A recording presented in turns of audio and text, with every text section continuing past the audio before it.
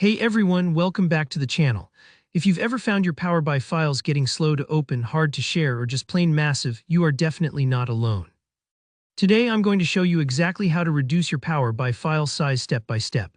By the end of this tutorial, you'll know how to streamline your reports, make your files snappier, and keep everything running smoothly for both yourself and your team.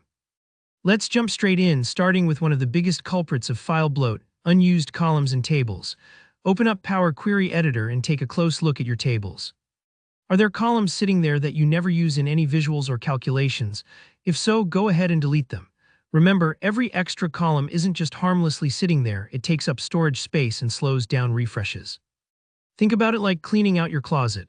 If you have a customer address line 2 column but you only ever show customer city, there's simply no reason to keep that extra data. The leaner your tables, the faster everything gets. Once you've trimmed down your columns, the next step is to filter out unnecessary rows. Still in Power Query, use filters to remove test data, out-of-date entries, or anything that simply isn't bringing value to your analysis. For example, do you really need sales data from 2008 if your dashboard is focused on recent trends? Often, it's totally sufficient and way more efficient to keep just the last 3 to 5 years of records. Not only does this shrink your file, it can make your visuals faster and more relevant. Now, let's talk about optimizing data types. This is a step most people overlook. Take a moment to double-check each of your columns. Can you switch from decimal to whole number, or from date time to just date? What about switching text yes/no fields to true Boolean? Every time you use a more compact data type, you're squeezing out wasted space. Just like packing a suitcase, the tighter you pack your data, the less room it takes up. Another important concept here is cardinality, which just means how many unique values are in a column. Columns with high cardinality, like transaction IDs or big chunks of text, can take up a surprising amount of space, sort of like having 1,000 unique keys on a keychain.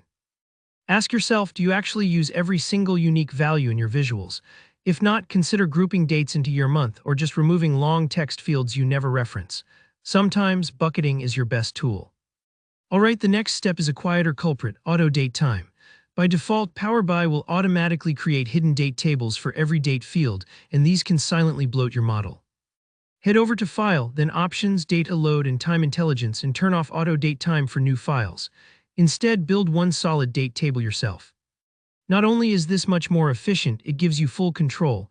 Let's not forget about images.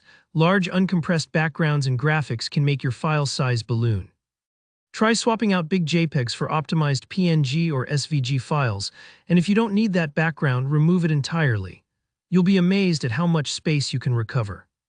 Another great trick is to aggregate data where possible. If you don't actually need every single transaction, consider pre-aggregating your data. For instance, bringing in daily sales totals rather than every sale. In Power Query, the Group By feature makes this process a breeze, and it can lead to huge file size reductions plus faster visuals. One more thing to be strategic about: import versus direct query. Importing data makes your file larger, but your visuals will be faster. Direct query keeps the file much smaller, but leans on the source database's performance.